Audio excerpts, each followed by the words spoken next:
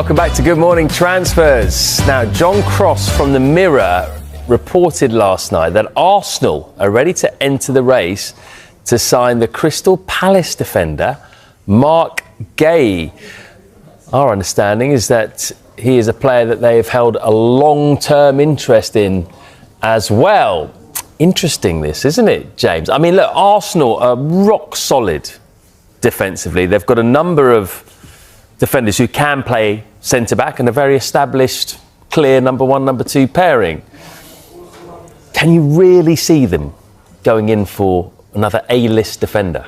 In this window, it seems unlikely, but as we've been reporting, there's been a long-standing interest from the likes of Arsenal, Liverpool, Manchester City, all the big clubs like Barcelona, Bayern Munich and Real Madrid have a long-term interest in signing Marc Guéhi, and the majority want to sign him as a free agent in the summer. The question is, in this window, will anybody attempt to try to sign him now? Because we know that Crystal Palace would be willing to do business if a suitable offer came in, because I think they're desperate not to let him go for free, albeit they see the benefits of what Marc Guéhi staying until the end of the season can do in terms of what they're able to do, in terms of the Premier League finish, in terms of winning a trophy again, and what that could do financially for the club, and what that could do, therefore, in terms of recruiting players next summer. Let's look at the options that Arsenal have right now at centre-back. They've got Gabriel and Saliba, arguably the best centre-back pairing in the Premier League. Behind them, they've got Mosquera and Nketiah. They've also got Timber and Ben White, who were signed as centre-backs as well, who largely play on the right side now. And Calafiori can play as centre-back and at left-back. They have so many options there right now. I think what it would say is, if Arsenal were to strongly pursue Marc Guéhi either in January or the summer, then I think it would raise questions about the future of some of these 7 players. A lot of them have long-term contracts, but that would raise questions, because one thing Arsenal have done, and they've been criticised for it, but they've been vindicated by it, is they've tried to replace players whilst they're in a strong position. They replaced Aaron Ramsdale, who was doing well, with David Raya. That's worked out. Every area of the pitch, it's felt like they've been fine in that position, but they've strengthened and it's made them stronger. So maybe this is another situation where they want to create even more competition. That feels like, can you create even more competition in that centre-back area without spreading rumours or creating false narratives? If they're signing Marc Guéhi, then you'd think one of those senior players could be potentially on the way out. OK, well, yeah, that is interesting, isn't it? But when you look at Manchester City's defensive options in comparison, is it very clear which side needs Marc Guéhi the most? Absolutely.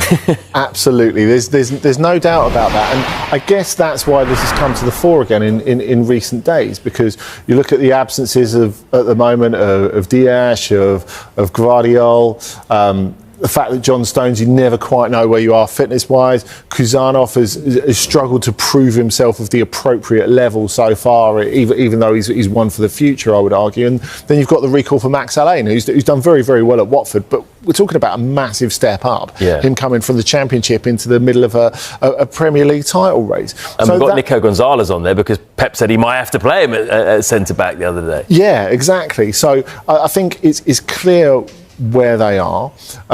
It's good that Nathan Ake didn't accept that move to West Ham on loan, I suppose, at least for the moment. So it's clear who Marc Guéhi is worth the most to in this month.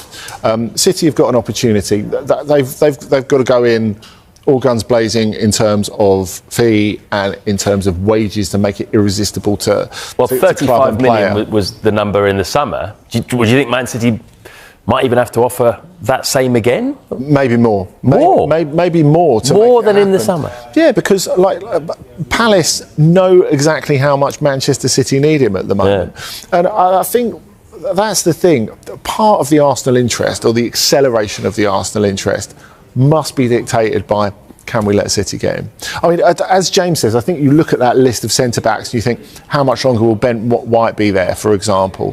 Has Nketiah impressed enough to have a long-term future there, even though he's had some really, really good moments in the last month or two?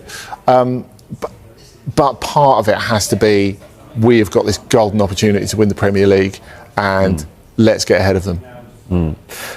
How about in Europe as well? Because we've often heard that big clubs in Europe have been interested in Marc Guéhi, the likes of Real Madrid. Bayern Munich, a name that keeps coming up. If we look at Bayern's defensive options, where does Marc Guéhi fit into that if he comes in? Is he a definite starter? Well, I would have said yes if we're going back a month. But I think the other thing that we've got to bear in mind in this transfer window is unexpected extensions. Now, Mike Maignan, for example, who was very close to going to Chelsea last summer, is re-signing at Milan, so he's not going anywhere this month. And the key one when we're talking about Guéhi and Bayern is Dayot Upamecano.